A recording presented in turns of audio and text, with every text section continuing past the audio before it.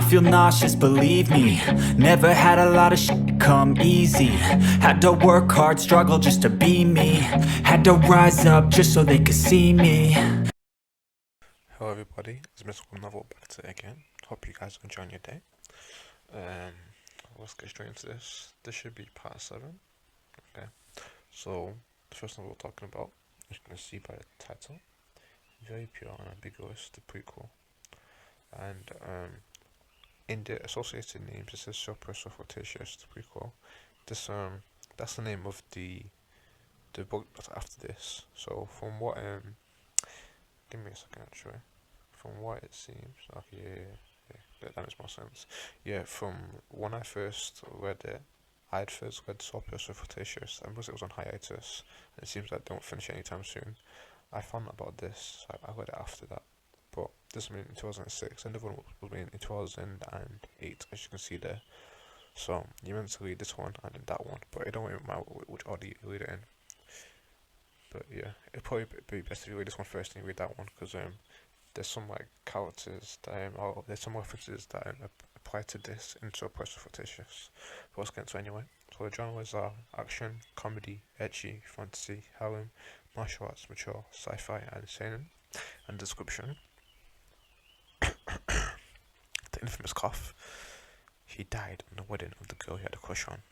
After a long and successful career, after convincing Yam to send him back to the world, he decides to fix the areas in which his life went wrong. Realizing the lack of love and romance in his past life, he sets out to conquer the hearts of various women. So to put it simply, he was reincarnated back to when he was in high school. So I think in time of the novel, when he died, he was 31 or somewhere in his face basically, and he reincarnated back in high school around the age of like, I don't know, I think in between 13 to like 16, around there, so almost 2 decades. Yeah. He basically must have a harem, to put it simply. And you know what? I can't even blame him. Very pure and ambiguous, the prequel. Our MC is known as Doetsuru and was attending a wedding. He had and still has a crush on the bride and did not make a move on the woman, even when they were in high school, as he thought that all the men there are pursuing are better than him. You know, I guess you can say he has an inferior reality complex at this point anyway. Due to his infatuation for her, he works hard so he can get into the same university as her, which he succeeded in. Even though he did not see her for a year, his desire for her only increased. He participated in several clubs, did not see her for he participated in several clubs and became the best player in those clubs, and had many females chasing him, but he still only wanted Zhao Yanyan, which is the name of the woman he wanted. After his successful career, he finally decides to make his move, and at this point he's 31, yeah, and he's CEO of one of, I don't know, in this story he's one of the CEO of one of Microsoft's biggest companies in Huexia, which is somewhere in China. Yeah, it's all fictional, so yeah. As I've said before, things are not going to stay good, especially in the beginning of one novel. So when he gets home to work, by the way, he's the CEO, he receives a greeting card which invites him to his assistant's wedding with Zhao Yanyan. The girl gets ready to express his feelings to after at least a decade. He attends the wedding, gets drunk with them, wishes them a happy marriage, and gets a quick childbirth. As he returns to his table, he has chest pains and falls unconscious and knocks his head against the table. So he gets sent to the hospital, and the doctors tell Zhao Yanyan that Doetsuru will not make it, and he's been asking to see her. When she comes in the room, he tells her that he always loved her, and then he calls Mixed End, and the chapter ends with her saying that after he's met his end, that if he told her that earlier, she would have done anything to marry him. So basically, even if it was the day before her wedding, she still would have married him. Even if it was the day of her wedding, she still would have left him and been with him, which is kind of sad when you think about it. This is just miscommunication on both sides. From his perspective, she didn't give any signs. No. Anyway, let's get into the second novel. Alright guys, so the second one I was talking about before, So Pure, So Flirtatious. This one is the one that comes after this one. As you can see, this one's his prequel. Yeah, so this one, same author, Fishman II. This one made in 2008, this one made in 2006. Let's get into it. So genre, action, drama, ecchi, harem, martial arts, mature, romance, school life. And the description: Yan Ming is an underachiever in high school. He skips class to shoot pool, cheats on his exams, and gets into fights. However, by a twist and turn of fate and luck, he obtained some high-tech contact lenses that gave him superpowers and dramatic changes his life. As his journey unfolds, he battles against society's big guns and attempts to bring justice into an unjust world. Oh, how righteous. Along the way, he has many interesting and romantic encounters with the ladies who are charmed by his character. How will he use his superpowers? Will he be able to overcome evil and bring justice to the world? Find out on the next episode of So Pure, So Fictitious. So Pure, So Fictitious. So, the author that made Very Pure and Ambiguous made this one too. So this is the sequel to that one. Okay. So enter young male MC who's trying to sneak out from his lesson, but he's caught by his class monitor named Chen Mengyan. They're going back and forth, and because he's not as violent as he would usually be. Like, he mentioned that he was someone else who would have beat him already. So yeah, this guy's he don't play. Yeah. So as people in Scotland would say, he's a Ned, a non-educated with the going. She tells him some of the excuses he gave her. Like, how can he say that his grandfather died the day after that? He went to the funeral, the day after that he celebrated his grandfather's birthday, was gone forever. There's a chance for a young man to escape, and it's when a male classmate comes, tells Chen Mingyan to give up, trying to save him, and young man uses that chase to run away. Yeah. This would run away. He didn't say leave, so he run away. As if she's a monster that he's afraid to attack. Anyway, let's get into the fourth web novel. Is it fourth? Or the third web novel. Womanizer Mage. Okay, so Womanizer Mage is the third web novel. So, genre, action, adventure, edgy, fantasy, harem, mature, swanning. The description.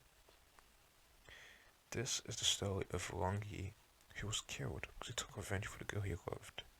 Before he dies, a strange lightning carries his soul to a different realm. How will he live? When the first thing he knows upon arrival is that the man whose body he possessed is, let's just say he's not doing nice things. Yeah, he's not doing nice things to the country's princess. Can you imagine? You just die after trying to get after you try and get revenge for the girl that you love. You've been reincarnated into another world and realize that the person whose body you possessed is in the act of ravaging the country's princess. So you risk all this screwed because you can't say, oh, I didn't mind, because even then she's still gonna want to get revenge. So you messed up. Wow, what a bad day for that guy. Womanizing Mage.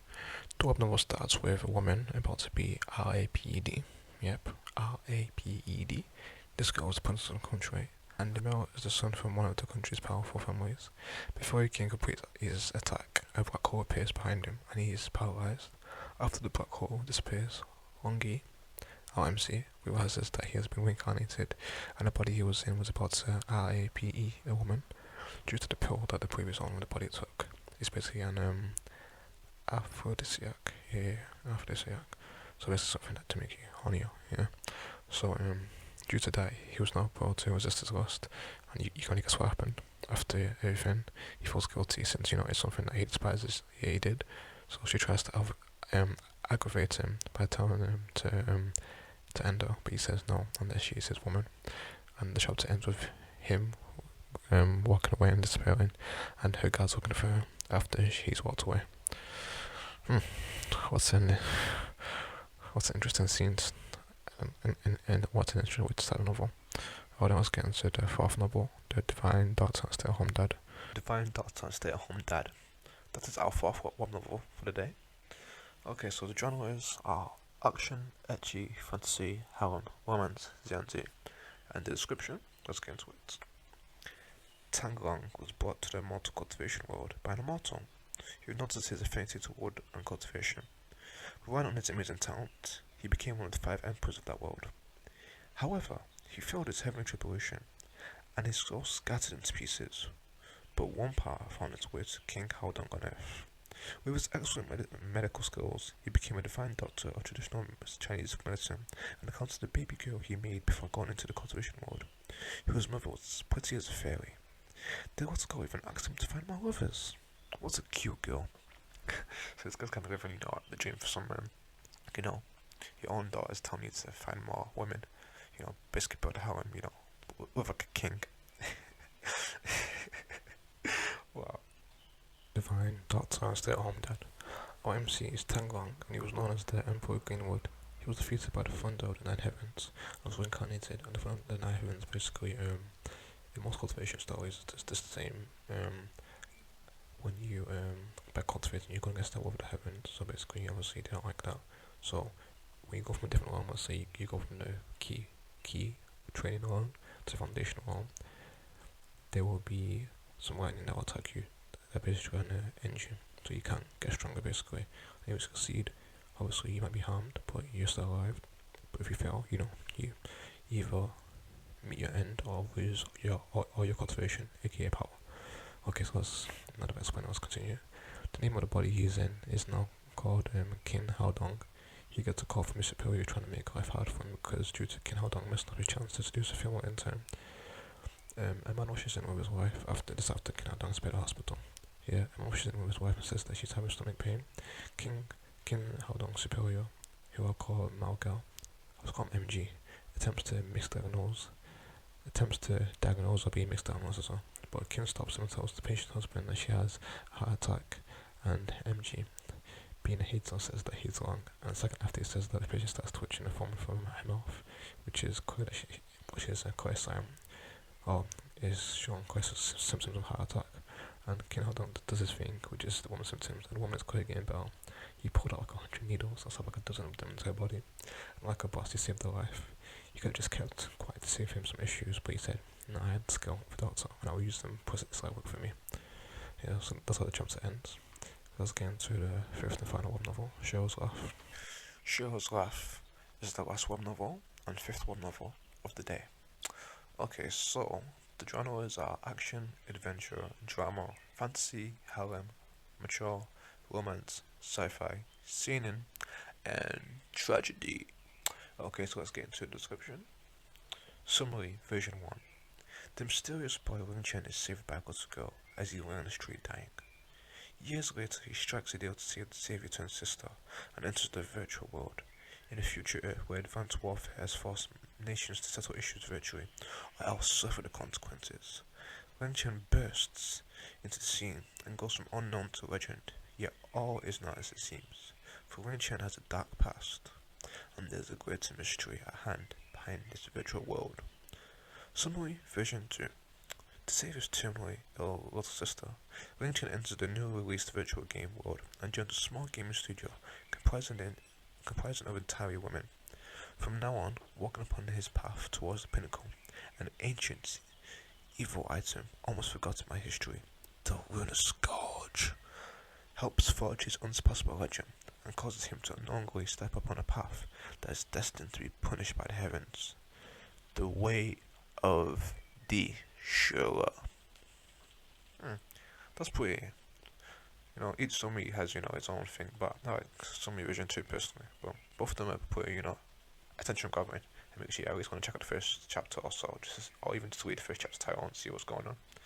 Anyway, let's get into the summary. Cheryl's Laugh. The novel starts off with a body on the floor in the streets, unmoving in intense heat. No one's willing to help, as they all have their own interests in mind. A boy passing by his mother asks what happened to the person passing on the streets. His mother says that the person may have his luck and they should stay away from him. And the child hearing that is immediately frightened and walks and moves further away from him, from the boy on the streets. His luck is like AIDS, but no one that has had it has survived longer than 5 years, and it's more contagious. His luck occurred due to nuclear wars and bombs, as such the countries of the world formed an agreement that the problem should be solved via the virtual world, and this agreement was known as the 100 Armistice Convention. A little girl approaches the man in black, budges him, asking if he's okay. The man asks for water, and she gives him her cool beverage. She says that if he likes it that much, then the parents would buy more for her. As this is happening, her parents come by, and mother takes her away in haste. As she proves the man, our 17-year-old MC has Iswak. The father is a doctor, says the MC has not got Iswak, as you can tell by his symptoms.